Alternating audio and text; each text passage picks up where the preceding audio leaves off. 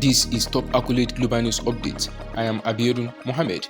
A man armed with 4 handguns killed 2 people and wounded 5 others when he fired into a crowd after a high school graduation ceremony in the United States city of Richmond, Virginia.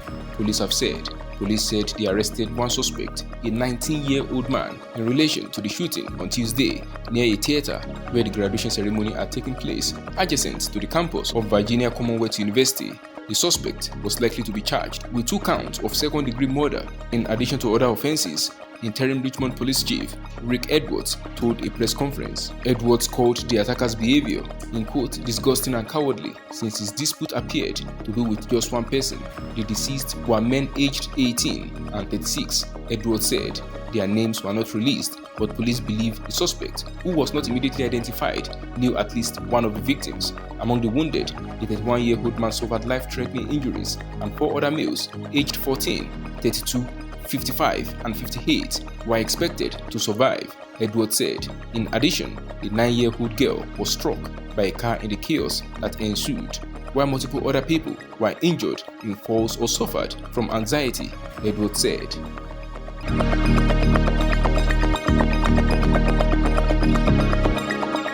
The diversion of a US-built Air India jetliner to Russia has thrust industry tensions surrounding Russian airspace into the spotlight just a day after the head of a major American carrier predicted an almost identical scenario.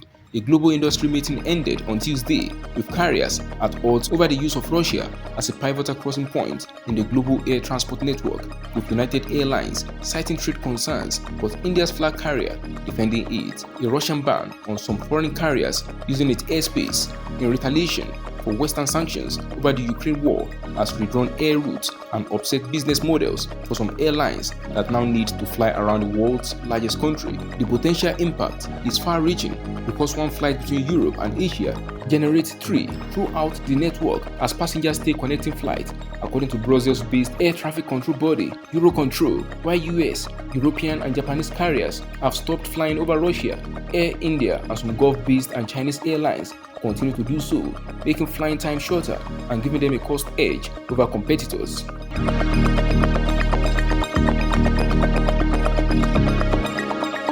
Pope Francis, aged 86, will have surgery on his abdomen on Wednesday afternoon at Rome's Gemelli hospital, the Vatican said in a statement. It added that his medical team had decided in recent days that surgery was required and that he was expected to stay in hospital for several days to recover. He will have the operation on his abdominal wall under a general anaesthetic, the Vatican said. Francis was due to be taken to hospital following his weekly audience at the Vatican on Wednesday morning, where he made no mention of the planned operation. He had spent 40 minutes having a checkup at Gemelli Hospital on Tuesday. The Pope, who marked the 10th anniversary of his pontificate in March, often uses a wheelchair or a cane to walk because of persistent knee pain. In July 2021, he had part of his colon removed in an operation aimed at addressing a painful bowel condition called diverticulitis. He said earlier this year that the condition had returned.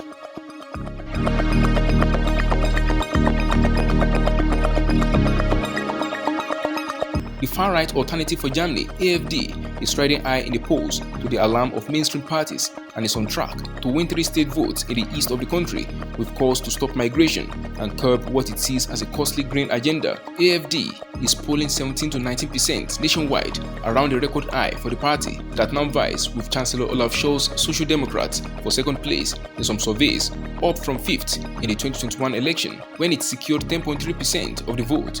It was last at such highs in 2018 after Europe's migrant crisis. This time, the nationalist anti-immigrant party has also benefited from infighting in Scholz's 3-way coalition. Far-right parties have gained ground across Europe. In France, the far-right has become a stronger rival at the ballot box, while in Italy and Sweden, they are now in government. But the rise of the AfD, which lambasts the German government for high immigration levels, surging inflation, and a costly green transition, touches a particularly sensitive nerve in Germany because of the country's Nazi past. Germany's domestic spy agency has branded the AfD's youth wing extremist, saying it propagated a racial concept of society.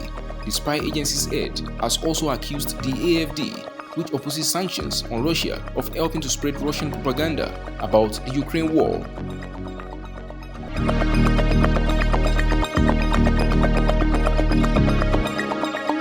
China's exports shrank much faster than expected in May, while imports extended declines with a grim outlook for global demand, especially from developed markets, raising doubts about the fragile economic recovery.